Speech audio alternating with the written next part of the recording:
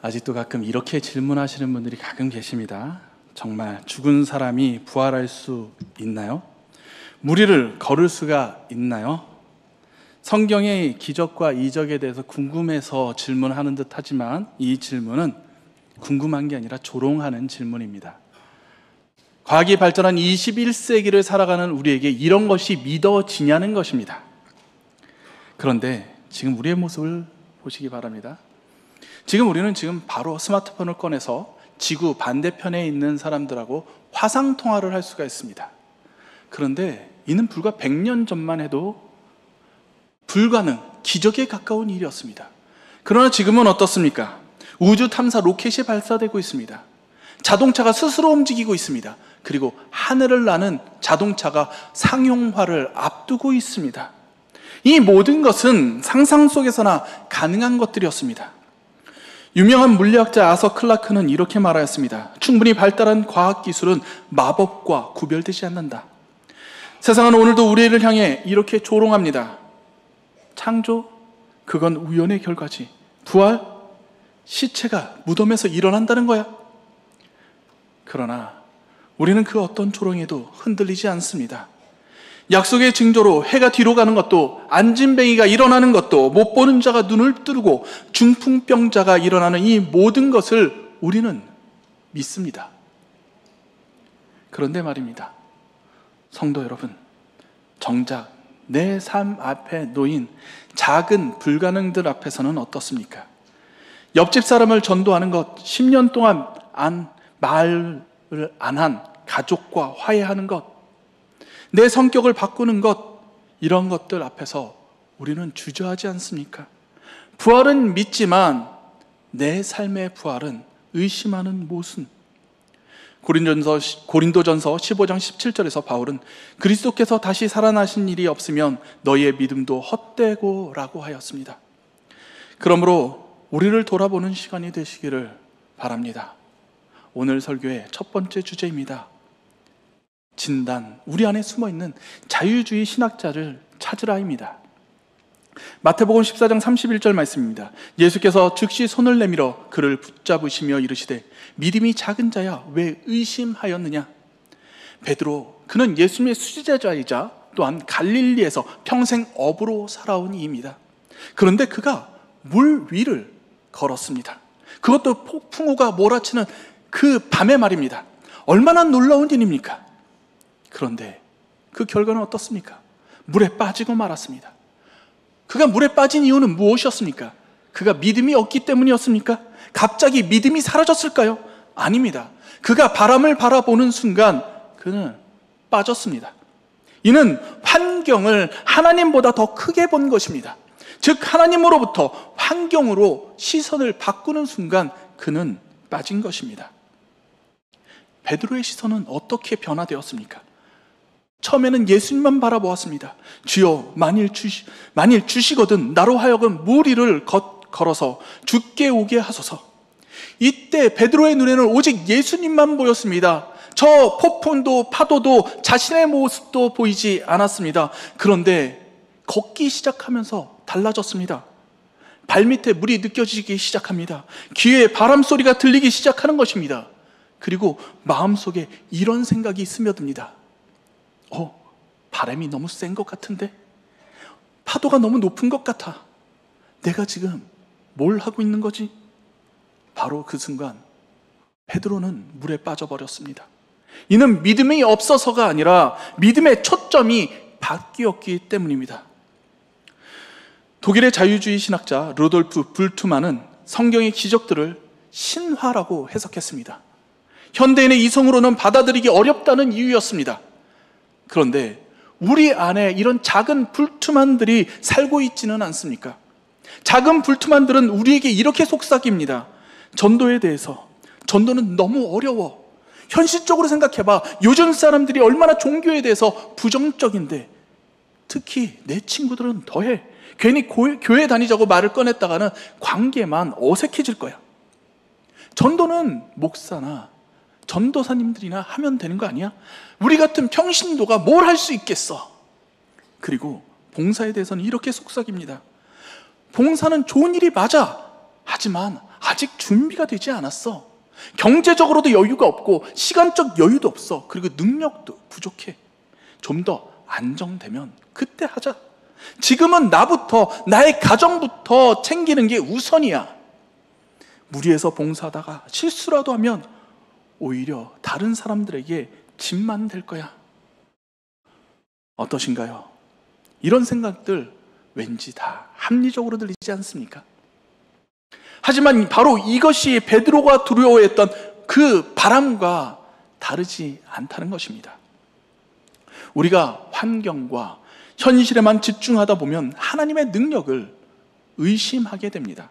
자유주의 신학자들이 성경의 기적을 논리적으로 해체했듯이 우리 또한 일상 속의 기적들을 이성적이라는 이름으로 지워버리는 것입니다. 제가 전도 특공대를 담당했을 때입니다. 코로나 기간 동안 EDI 전도 교육을 받은 적이 있습니다. 그 교육의 내용은 전화 전도에 대한 내용이었습니다. 이 자리에 그 현장에 계셨던 분들이 다 앉아 계십니다. 다 증인들이 계시죠? 많은 분들이 이렇게 생각을 했습니다. 전화로 전도가 되겠어? 다들 부정적이었습니다. 그게 되냐는 것이죠. 아마 이 자리에 계시는 많은 분들도 그렇게 생각하실 것입니다. 요즘 세상에 무슨 전화 전도야. 그런데 교육을 마치고 전화 전도 실습을 한 후 모든 전도 특공대 대원분들이 간증을 하셨습니다. 다 전화 전도가 된다는 것입니다. 근데 그때 놀라운 고백이 있었습니다. 그 고백은 자기 친구한테 한 전화였습니다. 그 친구를 수십 년간 같이 지낸 친구인데 그 친구가 불교였는지 어머니가 무당이었는지는 제가 정확히 기억이 나지 않습니다. 하지만 그 친구에게 종교적인 이유로 한 번도 교회를 가자는 말을 해본 적이 없다는 것입니다. 수십 년 동안 한 번도 안 했는데 불가능하다고 여겼는데 그날 그 친구분이 생각이 나서 전화를 걸어서 복음을 전했다는 것입니다. 근데 그 친구가 이렇게 말을 했습니다. 왜 이제야 나에게 말을 하냐고. 우리 성도님께 묻겠습니다. 내가 무리를 걸을 때 멈추게 한 그 바람은 무엇입니까? 혹시 이런 바람들이 아닙니까? 나는 능력이 없어라는 바람, 상대방이 너무 완고해라는 바람, 지금은 때가 아니야 라는 바람, 다른 사람들이 뭐라고 할까 라는 바람, 실패하면 어떡하지 라는 바람. 이 모든 바람들이 다 현실적이고 합리적으로 보입니다. 그러나 이것들이 우리로 하여금 하나님의 능력을 의심하게 만드는 것들입니다. 둘째, 회복입니다. 부활신앙을 일으키는 실천의 폭발력을 우리는 경험해야 됩니다. 사도행전 3장 6절 말씀입니다. 베드로가 이르되 은과 금은 내게 없으나 내게 있는 이것을 내게 주노니 나사렛 예수 그리스도의 이름으로 일어나 걸어라. 성전 미문 앞에 안증뱅이가 구걸을 하고 있었습니다. 태어나면서부터 걷지 못했습니다. 그리고 오랜 세월 같은 자리에서 구걸을 하며 살았습니다. 매일 같은 시간에 같은 자리에 앉아서 같은 사람들에게 동전을 구걸하였습니다. 그날도 여느 날과 똑같은 날이었습니다. 단 하나 다른 것이 있다면 베드로와 요한이 그 자리를 지나가고 있었다는 것입니다. 그리고 그 안진뱅이는 여느 때처럼 구걸하였습니다. 좀 도와주십시오. 동전 하나만 주세요. 아마 몇천 번, 몇만 번 반복해온 그 말을 베드로와 요한에게 건넸습니다. 그때 베드로가 멈춰서서 그를 똑바로 응시하며 말했습니다. 우리를 보라. 여기서 보라는 헬라어로 아테니조입니다. 이는 단순히 시선을 두는 것이 아니라 깊이 응시하며 집중하는 것을 의미합니다. 베드로는 그 사람을 동정의 대상으로 바라보는 것이 아니라 하나님의 기적이 일어날 무대로 본 것입니다. 그리고 베드로는 불가능을 선점하였습니다. 불가능을 선점했다는 말은 아직 기적이 나타나기 전에 그 자리에서 기적의 가능성을 선언했다는 것입니다. 어떻게 베드로는 이 불가능을 선점한 것일까요?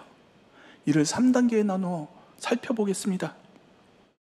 1단계, 정직한 인정입니다.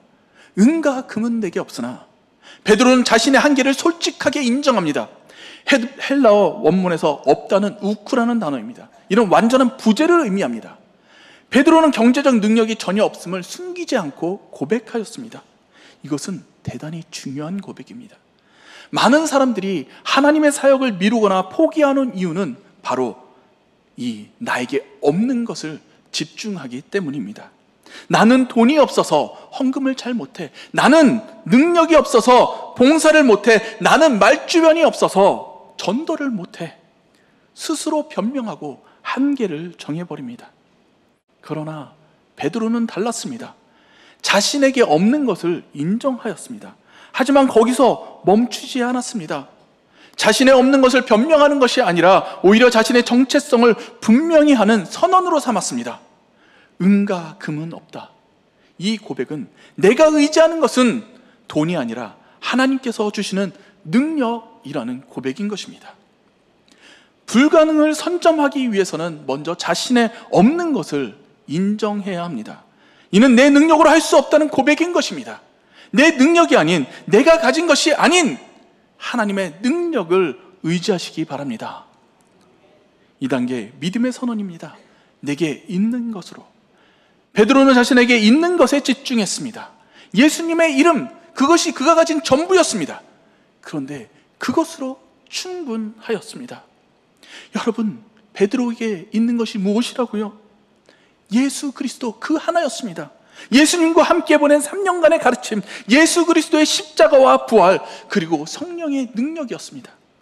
이 모든 것은 돈으로 살 수 없는 귀한 보화입니다. 그리고 우리에게도 이런 귀한 보화가 있습니다. 무엇입니까? 예수님을 믿는 믿음, 성령님이 내 안에 계시다는 확신, 하나님의 사랑을 경험한 기억들, 기도 응답을 받은 간증들, 이런 것이 바로 우리에게 있는 것들입니다. 그러나 문제는 우리는 없는 것에만 집중하고 있다는 것입니다. 반면에 베드로는 있는 것의 가치를 알았고 그것을 담대히 사용하였습니다. 불가능을 선점하기 위해서는 없는 것이 아니라 내게 있는 것을 담대히 사용하여야 합니다. 3단계로 구체적인 명령입니다.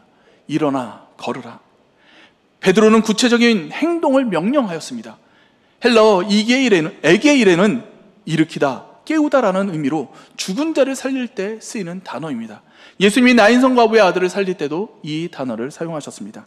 베드로는 일어나 걸으라 라고 분명히 명령함으로써 불가능해 보이는 이 상황에서 생명을 일으키는 권세를 보여주었습니다. 그리고 베드로는 그 사람의 오른손을 잡아 일으켰습니다. 일어나라는 말만 한 것이 아니라 직접 손을 잡아 행동으로 보여준 것입니다. 만일 그 사람이 베드로의 선언에도 불구하고 서지 못했다면 베드로는 어떻게 되었을까요? 아마 베드로는 그 사람과 함께 넘어져 버렸을 것입니다. 다칠 수도 있었을 것입니다. 그럼에도 불구하고 베드로는 주저하지 않고 담대히 그를 일으켰습니다. 결과는 어떠했습니까? 사도행전 3장 8절에 이렇게 기록하고 있습니다. 뛰며 서서 걸으며 하나님을 찬미하였더라. 여기서 주목할 것은 무엇입니까? 그 사람의 역동적인 반응입니다. 조용히 일어나서 조용스럽게 걸어간 것이 아니라 뛰며 서서 걸으며 찬미하였습니다. 태어나서 한 번도 해보지 못한 모든 것을 지금 이 자리에서 한꺼번에 해본 것입니다. 이것이 바로 부활신앙의 역동성입니다. 이성적으로 따지던 나의 모든 계산이 멈추고 두려움은 사라지며 불가능이 가능으로 바뀌는 것, 그것이 바로 부활신앙의 역동성입니다. 성도 여러분들께 도전합니다. 전도가 두렵다면 지금 옆집 초인종을 누르시기 바랍니다. 봉사가 버겁다면 빈 그릇 한 개라도 들으시기 바랍니다. 이 말이 무모하게 들리십니까? 그렇다면 여러분들은 아직도 베드로처럼 바람을 바라보고 있는 것입니다. 예수님을 바라보시기 바랍니다. 예수님 안에는 모든 것이 가능합니다. 이번 주에 한 가지만 시도해 보시기 바랍니다. 전도하기 가장 어려운 그 한 사람을 위해 구체적으로 기도하시고 그 사람에게 다가가는 첫 걸음을 내딛어 보시기 바랍니다. 그것이 초인종을 누르는 것이든 안부 문자를 보내는 것이든 작은 선물을 준비하는 것이든 구체적인 행동을 해보시기 바랍니다. 베드로처럼 행함으로 불가능을 선점하시는 우리 모든 성도님들이 되시기를 소망합니다. 셋째, 도전입니다. 우리의 삶이 쓰는 사도행전 29장입니다. 야고보서 2장 17절과 18절에 행함이 없는 믿음은 그 자체가 죽은 것이라. 나는 행함으로 내 믿음을 내게 보이리라 하리라. 야고보는 믿음은 행함으로 증명돼야 한다고 말을 하였습니다. 헬라어 데이크니미는 보여주다, 증명하다라는 의미로 법정에서 증거를 제시할 때 사용하는 단어입니다. 즉 우리의 삶이 하나님의 살아계심을 증명하는 법정이며 우리의 행동이 그 증거라는 것입니다. 여러분, 우리가 모두 다 알고 있다시피 사도행전은 28장까지 있습니다. 혹시 29장이 왜 없는지 그 이유를 아시는 분 계십니까? 혹시 아시나요? 예. 뭐라고 말씀하시는데 제가 안 들리네요. 그 이유는 단순합니다. 안 썼으니까. 29장 기록된 적이 없잖아요. 그럼 없는 게 당연한 거 아닙니까? 그렇죠. 허무하시죠. 그런데 여기는 중요한 이유가 있습니다. 왜? 29장은 바로 우리가 쓰고 있기 때문입니다. 우리의 삶이 바로 사도행전 29장입니다. 사랑하는 성도 여러분, 그런데 우리의 믿음은 어떻습니까? 주일 예배당 안에서만 살아있는 믿음입니까? 아니면 주중, 직장과 가정, 이웃과의 관계 속에서도 살아 숨쉬는 믿음입니까? 초대교회 성도들은 불가능해 보이는 상황들을 믿음으로 돌파하였습니다. 베드로는 성전 미문의 안전뱅이에게 예수 그리스도의 이름으로 일어나 걸으라고 명령했습니다. 은과 금은 없지만 그에게는 더 큰 것이 있었습니다. 우리도 마찬가지입니다. 우리의 각자의 삶에는 은과 금으로 해결할 수 없는 것이, 불가능한 것들이 여전히 있습니다. 마음의 문을 닫고 있는 가족, 복음을 거부하는 이웃들, 치유가 필요한 관계들, 변화가 필요한 상황들. 그러나 우리에게 예수 그리스도의 이름이 있습니다. 이것이 우리가 가진 가장 큰 능력임을 고백하시기 바랍니다. 노트를 하나 준비하시기 바랍니다.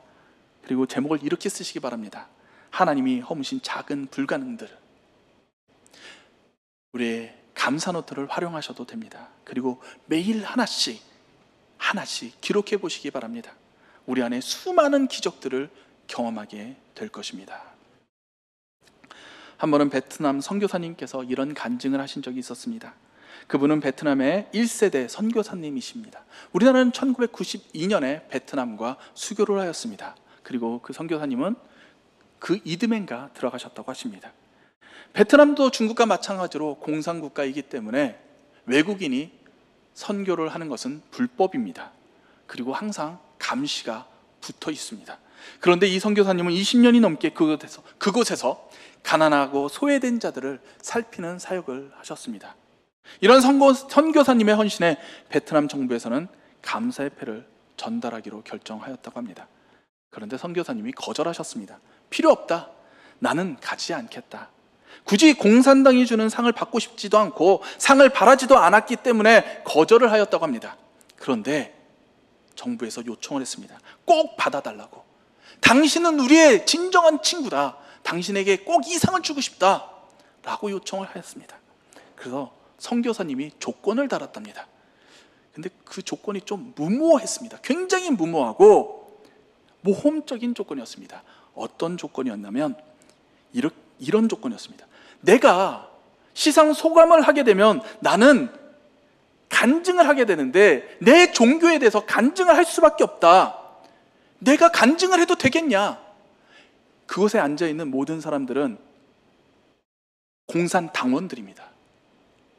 시장을 비롯해서 고위의 당원들이 그 자리에 앉아있는데 그곳에서 복음을 전해도 되겠냐고 지금 묻는 것입니다. 그럼 가겠다. 그랬더니 그 사람들이 이렇게 대답을 하더랍니다. 그래, 알았어. 마음대로 해. 와서 네가 하고 싶은 대로 해. 그리고 20년 만에 공산당원들을 향해서 복음을 선포하셨습니다. 불가능을 가능케 하신 선교사님의 이런 간증이 우리 삶에 넘쳐나기를 소망합니다. 사도행전은 29장으로 끝났지만 우리의 삶은 29장을 여전히 써 나아가고 있습니다.